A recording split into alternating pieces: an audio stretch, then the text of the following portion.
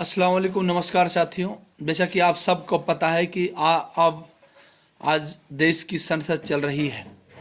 आज भारतीय जनता पार्टी के लोगों को और मोदी जी को स्वयं पता था कि आज आदरणीय राहुल गांधी जी का बोलने का नंबर है। वो जरूर हिंडनबर्ग की रिपोर्ट और मोदी और अडानी के रिश्तों के विषय में सवाल करेंगे। इसलिए उस सवालों से बचने के लिए उन्होंने एक तरीका अपनाया और उन्होंने भारतीय जनता पार्टी की संसदीय बोर्ड बैठक के नाम पर वो आज सदन से गायब रहे। ये देश के लोग जानना चाहते हैं, जब देश की संसद चल रही है, जब देश के लोगों के सवाल जो ज़रूरी हैं उनके विषयों में, देश के लोगों के लिए जो ज़रूरी मुद्दे हैं उनके विषय में जो चर्चा हो, उस चर्चा से भागकर मोदी जी ये अपने भारतीय जनता पार्टी के बोर्ड की बैठक कर रहे हैं। ये दर्शाता है कि भारतीय जनता पार्टी किस तरह अपनी पार्टी और सत्ता के विषय में चिंतित है। वो उन्हें देश के लोगों को और देश के लोगों के सवालों का कोई चिंता नहीं है। और दूसरी ओर आज भारतीय जनता पार्टी से संसद के अंदर माननीय राहुल गांधी जी हमारे नेता ने सवाल किए कि मोदी और अडानी का रिश्ता क्या कहलाता है। ऐसा रिश्ता कि जब भारतीय राष्ट्रीय कांग्रेस की सरकार 2014 में गई तो उस टाइम अडानी जी 609 नंबर पर थे बड़े अमीरों की लिस्ट में, और आज कैसे वो मोदी जी के समय में दूसरे नंबर पर आए पूरी दुनिया में। ऐसी कौन सी जादू की छड़ी है, ऐसी कौन सी उनके पास युक्ति और तरीका है जो इतने बड़े अमीर वो बने। दूसरी ओर आज तक आप सब ने देखा कि सारे एयरपोर्ट्स, सारे पोर्ट, सारे हवाई जहाज़, सारी सड़कें, सारी सरकारी कंपनियां, चाहे LIC हो, चाहे BSNL हो, यहाँ तक कि मीडिया तक को मोदी सरकार ने अडानी के लिए दिया। सारे नियमों को ताक पर रखा गया। एयरपोर्ट के बारे में ये भारत सरकार और ये कानून है कि जिनको एयरपोर्ट चलाने का अनुभव ना हो उनको एयरपोर्ट ना दिया जाए।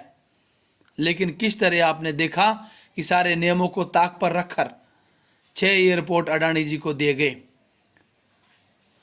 जीवी के ग्रामीण विकास कोष पर CBI और ED का मोदी सरकार ने दबाव बनाकर मुंबई एयरपोर्ट को अडानी जी के लिए दिया। और हद तो तब हो गई जब देश का प्रधानमंत्री अडानी जी को अपने साथ विदेशों की यात्रा पर अपने प्राइवेट जेट में ले जाता है, जबकि आज़ाद हिंदुस्तान में ऐसा कोई इतिहास नहीं मिलता है कि जहां पर देश का प्रधानमंत्री किसी बड़े उद्योगपति को अपने साथ विदेश यात्रा पर ले जाए।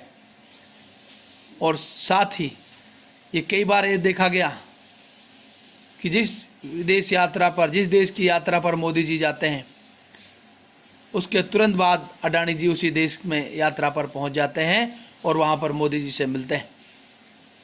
क्या रिश्ता है ये कि उसके बाद जिस देश की यात्रा पर मोदी जी जाते उसके तुरंत बाद अडानी को उस देश का कुछ ना कुछ कॉन्ट्रैक्ट मिल जाता है।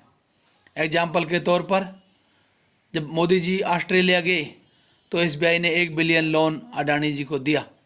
जब मोदी जी बांग्लादेश गए तो वहाँ की सरकार ने अडानी जी को 25 सालों के लिए पावर कॉन्ट्रैक्ट किया। क्या रिश्ता कहलाता है। ये अपने आप में दर्शाता है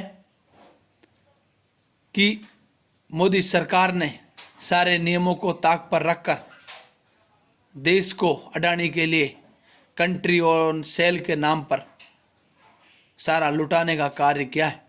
आज माननीय राहुल गांधी जी ने सरकार से सवाल पूछे कि कितने रुपए पिछले 20 सालों में अडानी जी ने भारतीय जनता पार्टी के लिए चंदे के रूप में दिए और कितना चंदा इलेक्टोरल बॉन्ड के नाम पर अडानी जी ने भारतीय जनता पार्टी को दिया।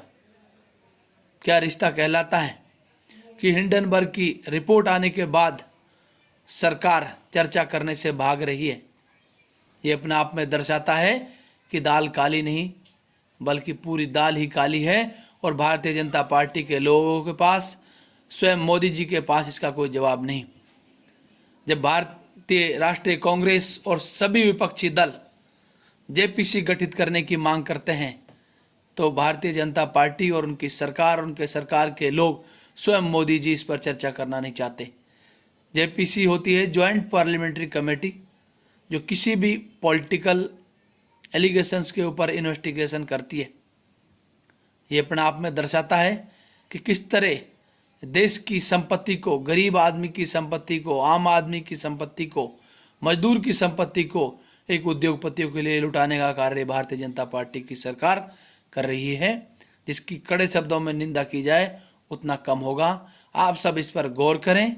और ये बहुत ही गंभीर सवाल आज माननीय राहुल गांधी जी ने भारतीय जनता पार्टी और जनता पार्टी की सरकार के लोगों से पूछे हैं, जिनका उनके पास कोई जवाब नहीं है।